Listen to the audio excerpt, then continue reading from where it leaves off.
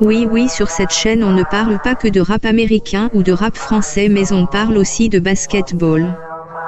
Alors aujourd'hui je lance un nouveau format où je vous parlerai régulièrement de ce qui se passe dans la planète basketball. Sans trop tarder que la vidéo commence. C'est la nouvelle qui a fait le plus de vagues. Ce vendredi, alors que le navire des Spurs avançait déjà en eau trouble, après 17 saisons passées à San Antonio, Tony Parker a décidé de partir et de poser ses valises du côté de Charlotte. La phrase, à elle seule, est difficile à réaliser. Tony Parker quitte les Spurs. Tony Parker, meneur de toujours sous le maillot noir et blanc de San Antonio, ne sera plus membre de la franchise texane, celle où il a toujours été. Celle où il est arrivé, comme un gosse, à 19 ans, avec des rêves de grandeur et des regards awkward balancés par Tim Duncan et Greg Popovich. Celle où il a progressé, année après année, devenant un meneur d'élite, au point de remporter le titre de MVP des finales en 2007.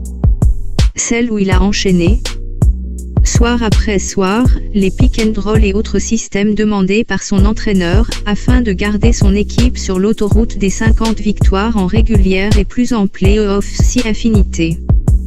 Celle où il remportera 4 titres de champion, avec un rôle déterminant à chaque fois, et ce même numéro 9 devenu emblématique, de la France à San Antonio. Oui, Tony Parker ne portera plus le maillot des Spurs. C'est cette dure réalité qui a été envoyée telle une French bomb par les incontournables Shams Charania et Adrian Wojnarowski, en début de soirée française. Pendant que l'hexagone du pied-ballon triomphe, et fort heureusement d'ailleurs, celui du panier-ballon est forcément nostalgique. Certains sont tristes, mais la plupart sont nostalgiques ce soir, d'une époque qui aura marqué à tout jamais le basket français. Tony en noir, en blanc, en neuf et avec pop, over and over again. Le nouveau challenge de Parker. Il sera à Charlotte, chez les Hornets, là où plusieurs connexions ont fait sens et l'ont aidé à prendre plus facilement sa décision. Nicolas Batum, pour commencer, avec qui il bosse dans le cadre du projet Asvel, et avec qui il pourra terminer sa carrière en formant un chouette duo. Du moins, si le management de Charlotte décide de le conserver, mais cela semble plus que probable avec cette arrivée. James Borrego, ensuite, avec qui il a travaillé à San Antonio, l'ancien assistant de Popovich ayant été auprès de Parker pendant des années. L'adaptation à un nouvel entraîneur, connu du coin et qui sait ce que peut apporter le vétéran, a pesé dans la balance.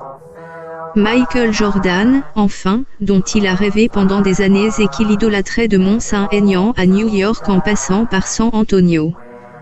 Le boss des Hornets sera enfin le supérieur de Tony Parker, un doux rêve de gosse qui se réalise aussi, en fin de course. Les raisons du départ de Parker sont encore inconnues, mais des pistes font surface.